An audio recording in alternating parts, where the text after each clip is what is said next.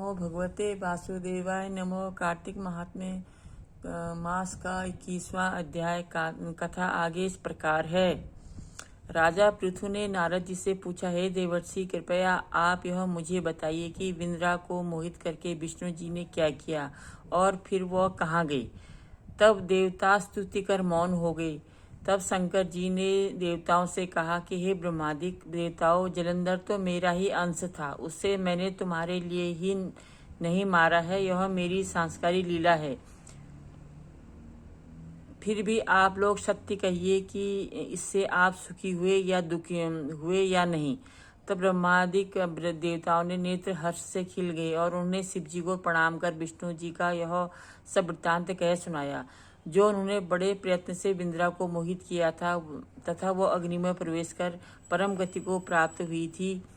देवताओं ने यह भी कहा कि तभी से विंध्रा की सुंदरता पर मोहित हुए विष्णु उनकी चिता की राख लपेट लपेट कर इधर उधर घूमते हैं। अतएव आप उन्हें समझाइए, क्योंकि वह सारा चराचर आपके अधीन है। देवताओं ने यह सारा वृत्तांत सुनकर शंकर जी ने उन्हें अपनी माया समझाई और कहा कि उसी से मोहित विष्णु भी काम के बस में हो गए हैं। परंतु महादेवी उमा त्रिदेवों की जननी, सबसे परे वह मूल प्रकृति की परम मनोहर और वही गिरजा भी कहलाती है। अतः विष्णु का मोह दूर करने के लिए आज सभी उनकी शरण में जाइए। शंकर जी की आज्ञा से सब देवता मूल प्रकृति को प्रसन्न करने चले। उनके स्थान पर पहुंच करके उनकी बड़ी स्तुति की। तब यह आकाशवाणी हुई कि हे देवताओं, मैं ही तीन प्रकार से तीनों गुणों के पृथक होकर स्थित सत्य गुण से गौरा, रजोगुण से लक्ष्मी और तमोगुण से ज्योति रूप हूँ। अतः आप लोग मेरी रक्षा के लिए उन देवियों के पास जाओ, तो वे तुम्हारे मनोरथों को पूर्ण कर देंगी। यह सुनकर देवता भगवती के वाक्यों का आदर करते हुए गौरी, लक्ष्मी और सरस्वती को प्रणाम करने लगे। सब देवताओं ने भक्ति पूर्वक उन सब देवियों की प्रार्थना की। उस स्तुति से तीनों देवियां प्रकट हो गई। सभी देवताओं ने खुश होकर के निवेदन किया। तब उन देवियों ने कुछ बीज देकर के इसे ले जाकर बो दो और तुम्हारे सब कार्य सिद्ध हो जाएंगे।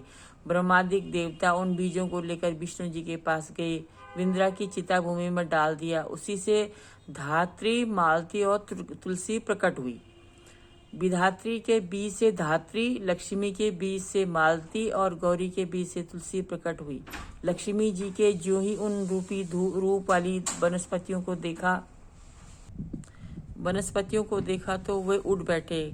कामासक्त चित्त से मोहित हो उनसे याचना करने लगे। धात्री और तुलसी ने उनसे प्रीति की। विष्णु जी सारा दुख भूल देवताओं से नमस्कृत हो अपने लोक बैंकुट में चले गए। वह पहले ही की तरह सुखी होकर के शंकर जी का स्मरण करने लगे। यह आख्या शिव जी की भक्ति देने वाला है। यहाँ पर इसका ये वाला अध्याय समाप्त होता है। कल तक के लिए आप सबको नमो भगवते वासुदेवाय नमो।